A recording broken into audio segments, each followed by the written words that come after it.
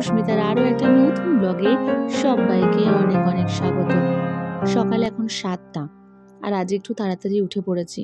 গরমের ছুটি প্রায় শেষ, আর অনেকগুলো কাজ এখনো পেন্ডিং পড়ে রয়েছে।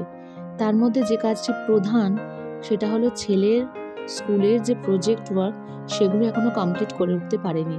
ওকে দিয়ে করাতে হবে, কিন্তু গাইডিংটা তো আমার। সকালবেলা চা খেয়েই আমি এটা করতে বসে পড়েছি, আর ওর বাবাকে বলেছি তুমি আজকে পড়াও, আমি আজকে পড়াবো না। কাল দোকান থেকে একটা গোটা কার্টেজ পেপার কিনে এনেছিলাম। সেই গোটা কার্টেজ পেপারটাকে প্রথমে হাফ করে টুকরো করে নিয়েছি। যদিও সম্পূর্ণ গাইডটা ওদের ম্যামরা লিখে পাঠিয়েছে যে হাফ না ফুল না কি করতে হবে, ওদের আবার নিজেদের মতো করে করলে সেখানে আবার নম্বর কাটা যায়। যা বলবে এক্স্যাক্ট সেটাই করতে হবে। তো সেই হিসেব মতো অর্ধেক চার্ট পেপারকে আবার ফোল্ড করে তার চারপাশে এভাবে লাগিয়ে নিয়েছি হচ্ছে কালারিং সেলোটেপ। আর এই যে হাফের অংশটা, এখানে আমাকে একটা ক্লাউড বানাতে হবে, 3টে স্টার বানাতে হবে। তাই জায়গাটা মেপে নিচ্ছি যে ঠিক কতটা বড় হলে যে 3টে স্টার এবং একটা ক্লাউড এখানটা আঁটতে পারে। সঙ্গে লেখালেখি তো কিছু আছেই, যে লেখাগুলো ছেলেকে দিয়েই সম্পূর্ণটা করাবো। কিন্তু ছোটরা তো আর এত ক্যালকুলেশন করে কোথাও মানে এগুলো কাটিং বসাতে পারে না। কাটিংগুলোও আমি করে দেবো, মানে ছবিটা আমি এঁকে দেবো, আর ওকে বলবো যে তুমি এটা কাটো। একটু একটু করে শেখাই, নাহলে কি করে শিখবে বলুন? এক সময় তো মা থাকবে না, মায়ের সময়ও থাকবে না, তখন তো অনেক বড় বড় কাজ নিজেকে হোস্টেলে পড়াশোনা করতে করতেই করতে হবে। যদিও তখন অনেকটা বড় হয়ে যাবে, কিন্তু তবুও এখন স্কুলের কাজগুলো অনেকাংশেই বাবা মার জন্যই হয়।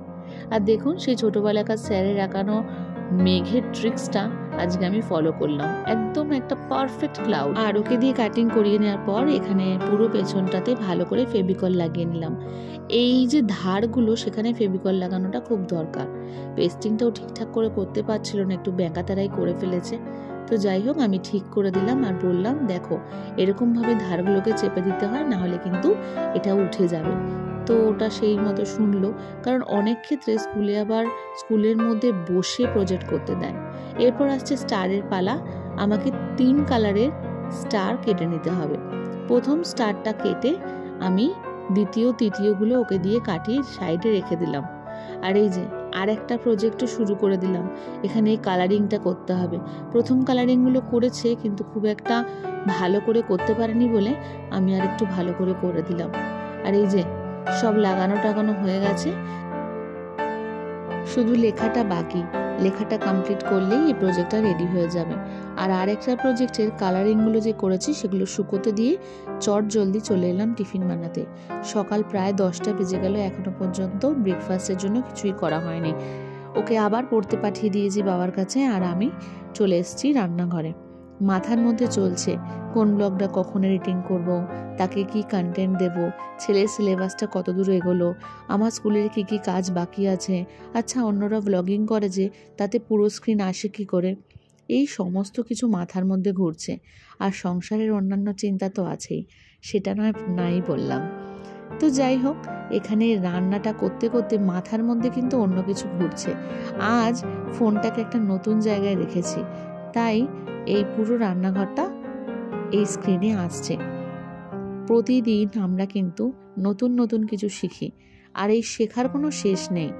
আমার তো মনে হয় প্রতিদিনই এমন কিছু নতুন ঘটে, যে নতুনগুলো আমাদের জীবনে অভিজ্ঞতার সঙ্গে সংযুক্ত হয়ে আমাদের অভিজ্ঞতাকে আরও একবার সংযোজিত করে, আর আমরা প্রতিদিন আরও অনেক বেশি অভিজ্ঞতার অধিকারী হই। কোনো অভিজ্ঞতা আমাদের রূঢ় কোনো ঘটনার সঙ্গে পরিচয় ঘটায়, আবার কোনো ঘটনা আমাদের প্রতিদিনের জীবনের যে কার্যকলাপ, সেই কাজটাকে আরও ভালো করে করার কোনো ট্রিক্স আমাদের সামনে এনে ধরে। সমস্ত কিছুই আমাদের পারদর্শিতা দ্বারাই কিন্তু আমরা করে থাকি। প্রতিটা দিন আপনি যদি খুঁজতে থাকেন, আপনি যদি ভাবতে থাকেন, দেখবেন পেয়ে যাবেন। যাক, রুটি তরকারি হয়ে গেছে, ওদেরকে খেতেও দিয়ে দিয়েছি, কিন্তু নিজের এখনো খাওয়া হয়নি। এটা যে কালারটা শোকালো, ওটাকে কেটে নিতে হবে, কারণ এরপরে আরও কিছু কাজ বাকি আছে। এই প্রজেক্টটা এখনো পর্যন্ত ফাইনালি রেডি করিনি, কারণ লেখাটা ওকে দিয়ে লেখাবো। তবে প্রাইমারিলি এই কালারিংটা করার পরে যে কাটিংটা, যেহেতু এটা কার্টিজ পেপার, যেহেতু এটা চার্ট পেপার নয়, তাই কার্টিজ পেপারটা অনেকটা কাঠের মতো শক্ত শক্ত, ফলে বাচ্চার পক্ষে কাটাটা সম্ভব না। আর এর একটা বর্ডারিংও করতে হবে এইভাবে কালো কালি দিয়ে। লিখতেও হবে কিন্তু তুলে দিয়ে, সেই লেখাটা ওকে দিয়ে শেখাবো, কিন্তু এখন নয়, এখন দুপুরের রান্না টান্না সব বাকি। কালারিংটা করে রাখলে এই কালারিংটা শোকাতে শোকাতে যখন পুরোটা ভালো করে শুকিয়ে যাবে তখন লেখাটা অনেকটা ইজি হবে, আর কালারটাও একে অন্যের সঙ্গে স্মাজ হবে না। তো যাই হোক, এই সমস্ত ট্রিক্সই শিখেছি যখন ড্রয়িং শিখতাম তখন। বেশি কিছু নয়, বেশি দিনও নয়, তবে শিখেছি। সেই জন্য তুলি ধরার প্রতি আমার একেবারেই ভয় নেই, যেন মনে হয় চটজলদি সব কাজ হয়ে যায়। আর এখানে যে তোমরা দেখছো, আমার হাতে কিন্তু এক হাতে ফোন ধরা, সেই জন্য আমি কাগজটাকে ভালো করে ধরতে পারছি না, আর এর যে বর্ডারিংটা সেটাও কেমন একটা নড়ে চড়ে যাচ্ছে। বাড়িতে কাকে বলবো বলো ধরতে ফোনটা, কারণ একজন তো পড়ছে আর একজন পড়াচ্ছে। যাই হোক, ওগুলো শুকোতে দিলাম। আর এই প্রজেক্টটা দেখো, নাম টাম লেখা রেডি, সঙ্গে ভেতরটাও কিন্তু আরও যে প্রাইমারিলি ভাবে ওপরে নিচে লিখতে হবে সেগুলো আমি লিখে দিয়েছি। কালেকটিভ নাউন, ডেফিনেশন, এই লেখাগুলো আমি লিখে দিয়েছি, বাকি লেখাগুলো ওকে দিয়ে লিখিয়েছি। ক্লাস 4-এ পরে হ্যান্ডরাইটিংটা আমি আরও ইমপ্রুভ করার কথা সবসময়ই ওকে বলি, তবুও ছোট, তাই যতটা ভালো করে পেরেছে ততটাই লিখেছে। যদিও লেখার সময় আমি অন্য কাজ করছিলাম, আরও নিজে নিজেই এটা লিখে নিয়েছে। মোটামুটি খারাপ হয়নি। যাই হোক, হ্যান্ডরাইটিং শোধরানোর সময় এখনো প্রচুর আছে, আর এই নিজেরগুলো সবকটাই ও লিখেছে। তার প্রজেক্টটা মোটামুটি কমপ্লিট। তো কমপ্লিট প্রজেক্টের ছবি তোমরা দেখতেই পাচ্ছ, সামনে নাম টাম সমস্ত কিছু লেখা, আর প্রজেক্ট রেডি। এরপর আসলাম অন্য আরেকটা কাজে। আমরা প্রত্যেকেই চুলে অনেক গার্ডার বাঁধি, বিভিন্ন কালারের জামার সঙ্গে বিভিন্ন কালারের গার্ডার। আমরা মেয়েরা বোধহয় প্রত্যেকেই এই ব্যাপারে একটু শৌখিন, কিন্তু যাই হোক, এগুলো আমি দেখাচ্ছি একটাই কারণে, কারণ গরমের ছুটি, আর গরমের ছুটিতে অনেকগুলো পেন্ডিং কাজের মধ্যে এটা কিন্তু আরেকটা আমি ভেবে নিয়েছি, যেগুলো আমি সচরাচর করতে পারি না। ধোয়াধুয়ি জামা কাপড়ের সঙ্গে এই গার্ডারগুলো হয়, কারণ এগুলো ওয়াশেবল, কিন্তু একসঙ্গে সব ধুয়ে দিলাম মানে সব একদম ফ্রেশ। আজকে বেশ সার্ফের জলে এগুলোকে চুবিয়ে ভালো করে কচলে কচলে এগুলোকে ধুয়েছি, আর ধুয়ে দেখো একটা দড়ির মধ্যে বেঁধে আর এগুলো ঝুলিয়ে দিয়েছি। টিপে করে মিললে এগুলো আবার শোকায় না। তো যাই হোক, এগুলো শুকোতে থাক। আর এদিকে ওর বাবা অফিস বেরোলো, এখনো তো সংসারে প্রভূত কাজ। অফিস যাওয়ার পর এই যে দেখো, দুপুরে খাওয়া দাওয়া হয়ে গেছে, সেগুলোর আর ব্লগ করতে পারিনি। এই দুষ্টুটাকে নিয়ে সারাদিন যে আমার কীভাবে কেটে যায়। আর পড়তে বসে দেখো কীরকম করছে, এরকমই নাটক করে পড়তে বসে মাঝে মাঝে। যেই আমি চা করতে যাব, মুড়ি আনতে যাব সন্ধেবেলা, করতে করতে এরকম করবে। আমি বলি, আজকে তোমার ফোনের সামনে কর। যাই হোক, পরোটা করানোর পরে রাতের রান্নাও ডান। আজকে একটু ডিম কারি করেছি, সঙ্গে বেশি কিছু আর করিনি, প্রচণ্ড গরম। ডাল আর বেগুন ভাজা, এত সহজ একটা সিম্পল রান্না করে রাতের ডিনারটা সেরে নেবো।